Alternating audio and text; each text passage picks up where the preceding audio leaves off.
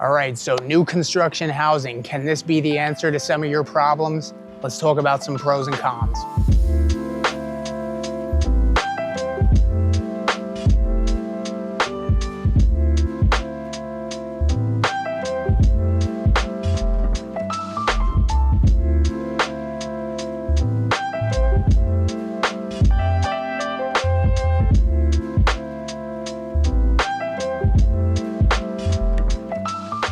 So new construction is something that I typically don't talk about too often, and frankly, it's just because we really don't tend to see a lot of these big communities in the Fort Lauderdale area, more so in Palm Beach County, but they are here. And this could be a great option for some of you relocating down here. So let's go over the pros and cons of buying new construction. And starting off with the first pro, this one's gonna blow your mind. Everything is brand new. I know. Unbelievable. Everything is brand new. And it's pretty self-explanatory, but I think it's worth noting as a major pro. You're gonna be the first person to use the appliances, to flip the light switches, to occupy the dwelling. You are gonna be number one. When you buy resale, you're kind of relying on that seller that they took care of that property. And oftentimes during the inspection, you're probably gonna find something that needs to be repaired. And I'm not by any means saying that with a new build home, not to get an inspection, because let's face it, even though the house was just built, things could go wrong. Something could have gone wrong during the building process.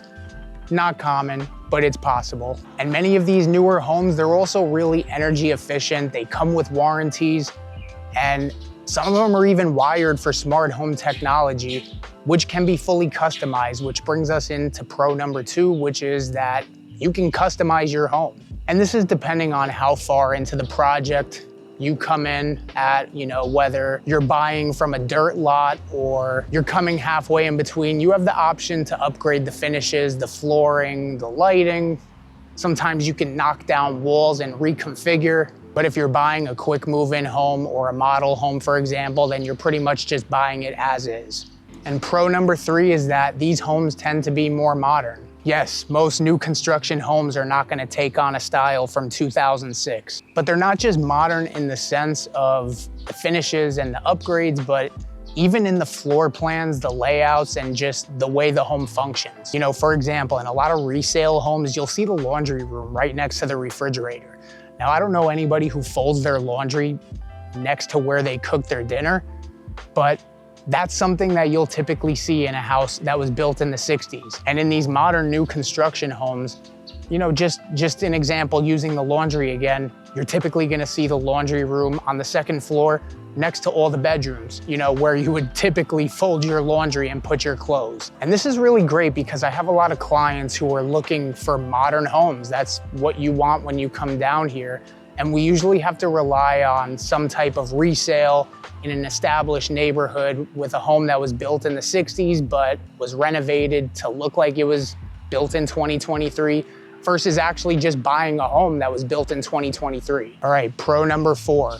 You're gonna have new neighbors. Now, obviously when you move, your neighbors are gonna be new, but I'm not talking about that. I'm talking about the fact that when you're in a new community, everybody's new. So everybody is a new neighbor to everybody. So people are usually pretty eager to get out and meet other people, usually at the amenities and the pool, have their kids become friends, and just kind of figure out what brought everybody to this community. So that's something that's actually pretty cool about being in a new build community, is that everybody there is in the same position that you are, brand new. Pro number five is gonna be builder incentives. And this is probably one of the most important factors that we can talk about, especially with what's going on right now in the market. And I recently just had a client who took advantage of these incentives and bought into one of the few brand new communities that we have right inside of Fort Lauderdale. And the builder gave them a $50,000 credit towards buying down their interest rate. So they were able to get in at a 5.5% interest rate, which right now is absolutely unheard of. And that's just one option. Different builders will offer different types of credits, whether it's just paying off your closing costs or just money off the price of the home. Now, the caveat with this is that you usually will have to use the in-house lender for the builder in order to qualify for these credits. But I mean, if it's gonna save you 3% on your interest rate for the first year, I think it's a win-win for everybody. All right, so now let's get into some of the cons. And con number one is gonna be that these neighborhoods are typically pretty cookie cutter. And maybe you like this, maybe you don't. Personally, I don't. This is gonna be something that's just personal preference, but a lot of people like that orderly, clean look where all the houses look exactly the same. And that's what you're gonna find in all these new build communities. And another thing that I can add to this is that sometimes the neighborhoods will look pretty bare bones, especially in the beginning. I mean, if it's starting off as dirt, it may just have a few houses on it, a few trees that they just planted, and honestly, it may look like you're living in a desert, but that's not something that's gonna last forever. The cookie cutter factor will. Con number two is gonna be the timeline. So depending on when you come into the project, you may be able to customize your home from the ground up, literally from the dirt up. But at that point, you're on the builder's timeline, and so it could be anywhere from 9 months to a year to more. And in my experience, the builder's timeline is always just a little bit off.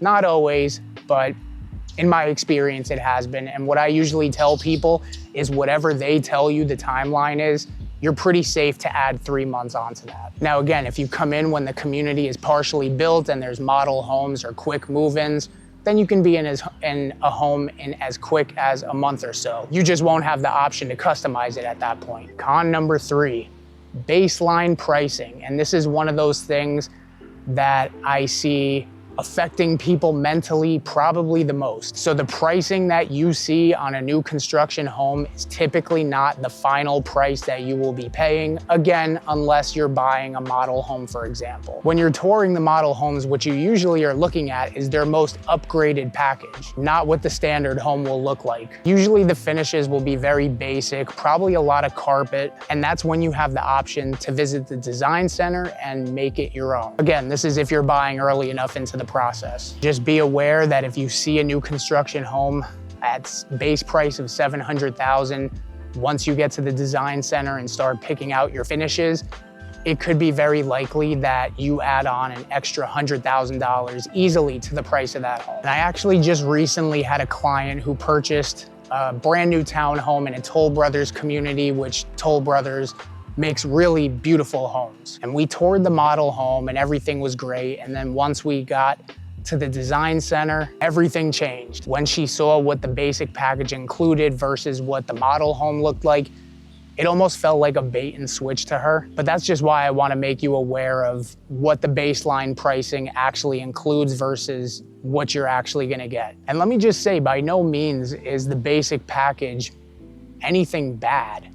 It's just when you tour the model home and you see the most upgraded package and that's what you have in your mind, and then you see the price point, but then you realize that that's not actually what you're gonna be getting for that price point, it can be kind of off-putting a little bit. But needless to say, she chose the base package with a few minor upgrades with the realization that she could customize this home over time to her liking, and there was really no rush to do so. Con number four, your taxes may be higher at first, and some HOA fees. So this is gonna vary depending on the community you buy into and the builder, but some of these new home communities that you buy into will have higher taxes at first because, well, they lack infrastructure, sidewalks, roads, electrical grids, all this stuff needs to be built.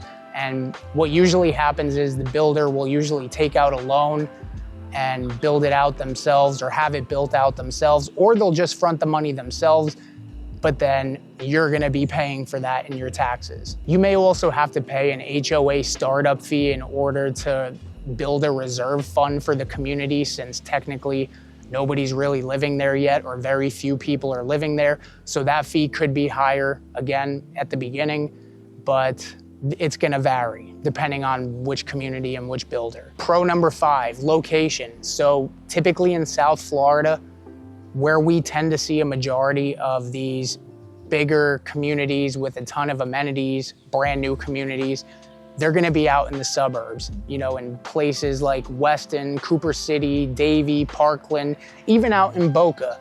But they're not really in the cities where pretty much everything is established already.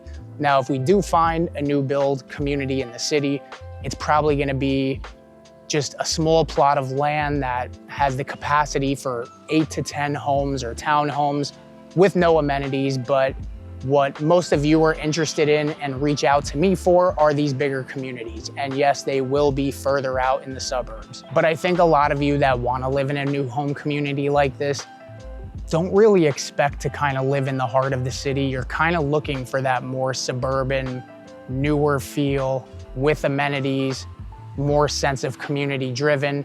So if you're commuting into the city though, that's just something you have to be aware of. And so those are 10 pros and cons of buying new construction. I hope you got some value from this video. If you did, we'd love to hear from you and see what we can do to help you figure out if buying new is right for you. Also, I just started a brand new Living in Fort Lauderdale Facebook community.